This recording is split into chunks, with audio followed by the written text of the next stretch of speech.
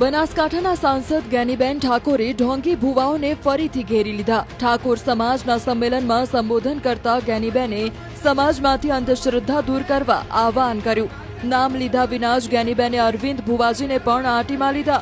અરવિંદ ભુવાજીએ જ્ઞાનીબેનના અગાઉના નિવેદનને લઈને ખુલ્લી ચીમકી આપી હતી। જો કે જ્ઞાનીબેન ફરી એક વખત અંધશ્રદ્ધા મુદ્દે પોતાના વલણ પર અડગ જોવા મળ્યા અને સમાજને મહેનત કરવાની સલાહ આપી।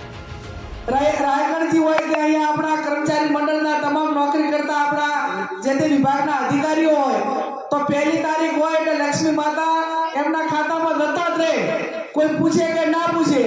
અને સરસ્વતી હતા એટલે લક્ષ્મી માતા આવ્યા। એમણે નોકરી મેળવવા માટે કેટલી મહેનત કરી છે, કેટલી મજૂરી કરી છે। જો ક્યાંય માનતા અને રમેલ કરીને માનતા રાખી પડી હોત કે ભાઈ હું આ રમેલ એક કરીશ મને નોકરી મળી જાય તો એક નોકરી મળી હોત। એટલે શક્ય એટલા અંધશ્રદ્ધા તમારી 100% હોઈ શકે, પણ અંધશ્રદ્ધામાંથી સમાજને બહાર કાઢવા માટેની ખૂબ જરૂર છે। હમણાં મેં સાહેબને એમને વિનંતી કરી કે આપણે હથિયાવી તાલુકાનું ઠાકોર સમાજનું બંધારણ એ 4મી તારીખે વાગડની થળીએ સદારામ બાપુના નામે વાગડજીના નામે હથિયાવી તાલુકાનું બંધારણ સમાજનું ઓછા ખર્ચા થાય એના માટે આપણે કરી રહ્યા છીએ। ચાહે લગ્ન પ્રસંગ હોય, મરણ પ્રસંગ હોય કે અન્ય રીત રિવાજો હોય, પણ જો આપણે સમાજ એ પાછું આ બાજુ બંધ કરાવશું અને પાછા મંદિરમાં રમેલિયામાં વળી ગયા તો આ બચાવેલું છે એ પાછું અહીંયા છે। એટલે એને પણ શક્ય હોય તો રોકવા માટેના પ્રયત્નો કરવા પડે। એનું કારણ કે વિજ્ઞાન યુગ છે, ટેકનોલોજીનો યુગ છે, 21મી સદી છે। જ્ઞાનીબેન ઠાકોરે વધુમાં દેશના સફળ દિગ્ગજોના ઉદાહરણો ટાંક્યા અને કહ્યું કે હસ્તીઓ એટલા માટે સફળ થઈ કેમ કે તેમણે મહેનત કરી। એમના પેઢી દર પેઢી જેટલા વડવાઓએ મજૂરી કરી હોય ત્યારે એ લોકો સ્ટેજે પહોંચ્યા હોય, એટલે કઠોર પરિશ્રમનો કોઈ વિકલ્પ નથી। ભગવાને ગીતામાં પણ કીધું છે કે ભાઈ તું કર્મ કર, ફળ મારે આપવાનું છે। જેટલું કર્મ કરશો, સારું કરશો તો સારું ભોગવશો અને ખરાબ કરશો તો ભગવાન કૃષ્ણએ કીધું છે કે ફળ જેણે જે કર્મ કર્યું હોય એ ભોગવવું પડે। મહાભારતમાં ભીષ્મ પિતામહ હતા અને એ ટાઈમે સભાની અંદર દ્રૌપદીના ચીર ખેંચાતા હતા, વડીલ હતા છતાં બોલતા નતા બોલ્યા, એટલે એમને તીરો ઉપર ભોગવવું પડ્યું હતું કે નતું ભોગવવું પડ્યું?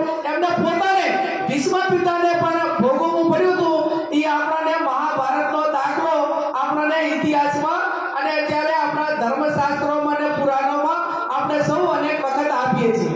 એટલે જ્યારે કોઈ નાના મોટી પારિવારિક હોય, કોઈ હેરાનગતિ હોય, કોઈ આર્થિક હોય, કોઈ ધંધા હોય, ગમે એ હોય તો જેમાં જે છે એનું સોલ્યુશન જે એનો નિષ્ણાત હોય એના આગળ કરાવવું પડે।